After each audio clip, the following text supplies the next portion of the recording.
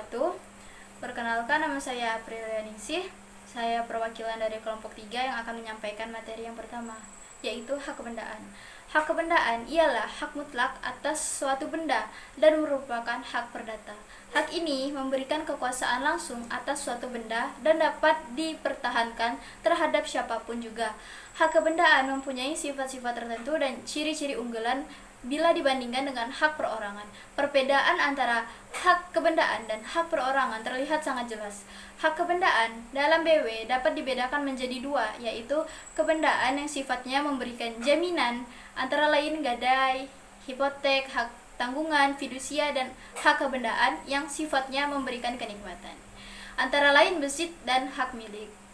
Sekian penjelasan singkat dari saya, akan dilanjutkan oleh Saudara Akbar. Lahirnya hak kebendaan yang bersifat memberi kenikmatan. Ada macam-macam cara memperoleh bergantung pada macam atau jenisnya. Sedangkan lahirnya hak kebendaan pada hak kebendaan yang sifatnya memberi jaminan bergantung kepada publisitas, yaitu dengan cara mendaftarkan ke kantor pendaftaran. Sedangkan jaminan hak kebendaan pada lembaga jaminan gadai tidak ada ketentuan tentang pendaftaran dan hak kebendaan pada lembaga jaminan gadai lahir pada saat benda diserahkan kepada pihak ketiga. Hak kebendaan yang berlaku menurut Undang-Undang Nomor 5 Tahun 1960, Undang-Undang Pokok Agraria, terdapat dalam pasal 16, yaitu 1. Hak atas tanah berupa hak milik, hak guna usaha, hak pakai, hak sewa, hak guna bangunan, hak membuka tanah, hak memungut hasil hutan, hak-hak yang bersifat sementara. 2. Hak atas air dan ruang angkasa berupa hak guna air, hak pemeliharaan dan penangkapan ikan, hak guna ruang angkasa, hak milik pasal 20 UU PA. Hak milik adalah hak turun-temurun terkuat dan terpenuh yang dapat dipunyai orang atas tanah.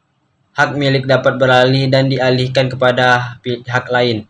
Hak milik dapat dijadikan jaminan utang dengan dibebani hak tanggungan.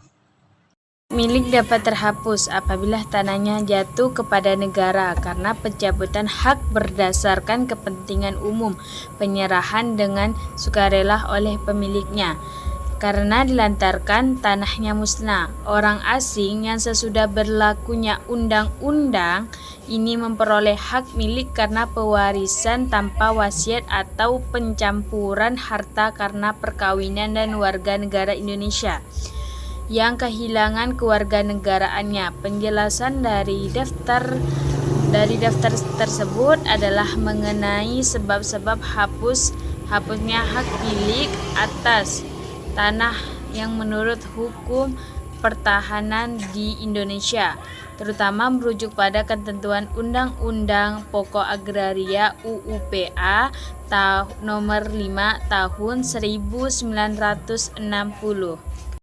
Kesimpulannya adalah hak-hak kebendaan di dalam UU PA memiliki peranan penting dalam mengatur hubungan antara subjek hukum dan tanah sebagai objek demi terciptanya keadilan sosial dan pemberdayaan sumber daya alam untuk berkelanjutan di Indonesia.